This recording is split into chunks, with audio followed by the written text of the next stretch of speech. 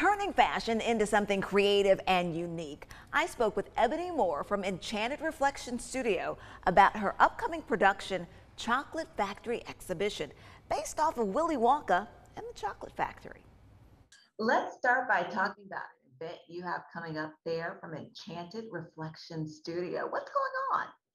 So we're so excited. This is our second fashion show that we've done this year, and it is the example or the resemblance of the movie The Chocolate Factory. Charlie and the Chocolate Factory. So I'm excited. So the models are making their own outfits for each scene. Everything is handmade, and it's nothing expensive. So I told all the students to make sure you do something very creative. They don't have to go out of their, outside their home. So it's everything that we collected from around the house, or little knickknacks, buttons, pins, whatever we could find, bottles, and we're just going to create a whole new wardrobe out of it. So we're really excited about it. So that's why it's an exhibition. And we also have different models from outside as well that are going to be a part of the show. And we're also, of course, going to highlight Girls Inc. in our show.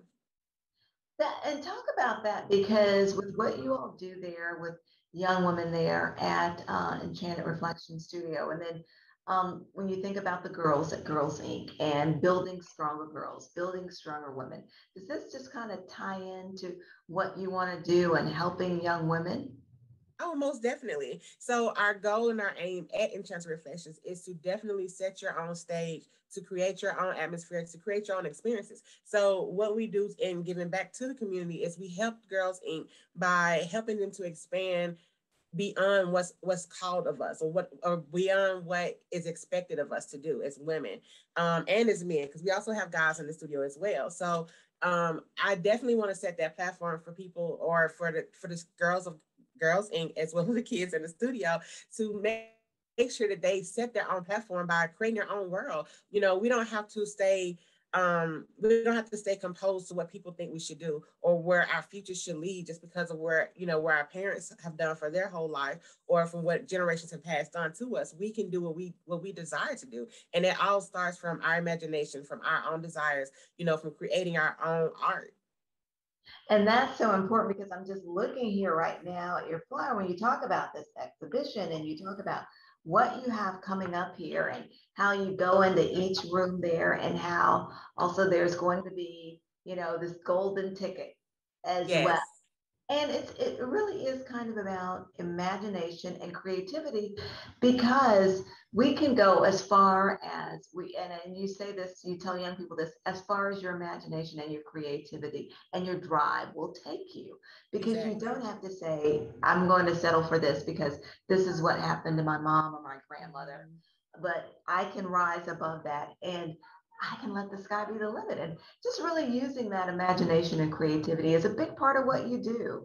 It definitely is. It definitely is. I think a lot of times, sometimes we get stuck with just the mathematics or the sports, or, I can do hair, I can do, the physical part of life. And we can do so much more than that. I don't think arts has a big shine on it as sports and everything else does, in academics. So we definitely want to expound on arts and give it this big boost highlight, that kids don't always get to explore all the time, because it's not a big popular, thing in our community.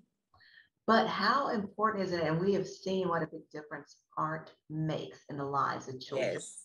And when you talk about bringing art to children and to communities where, maybe they don't get a lot of exposure to different types of arts, because it's not as, well known, or it's not as popular as sports, or as you say, maybe doing hair, or just other things that they think that they are pigeonholed into doing, and maybe not being creative with the arts. But you want to say, oh no, yes, you are. You can, let's bring this world of arts to you and see where it takes you.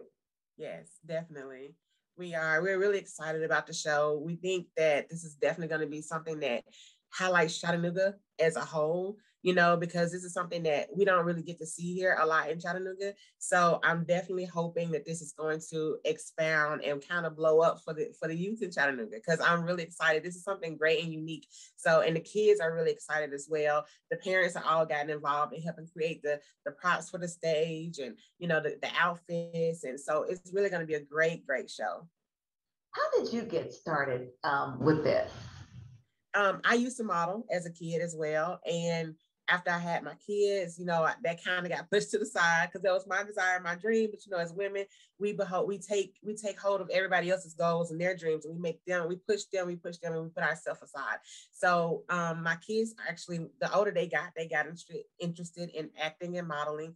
And so as we went back and forth to Atlanta, and I figured, and we realized that there wasn't a lot here to do in Chattanooga, I was like, you know what? I have this in me, so I might as well bring it to life because my kids have already brought it to life, So as I looked around and we visited a lot of different places around here in Chattanooga, there wasn't any one place that held all of these compartments in one place. So that's how we got started here in Chattanooga. And you came up with the name Enchanted Reflections Studio. How did you come up with that name? Oh, wow. So I love Disney. I love everything about Disney. So, my whole world is enchanted. I have a huge imagination. And my mom always told me I live in TV, because I think the world should be like TV. So that's how I came up with the word enchanted. Reflections came from me looking back at myself and reflecting off of who I always wanted to be and never could become.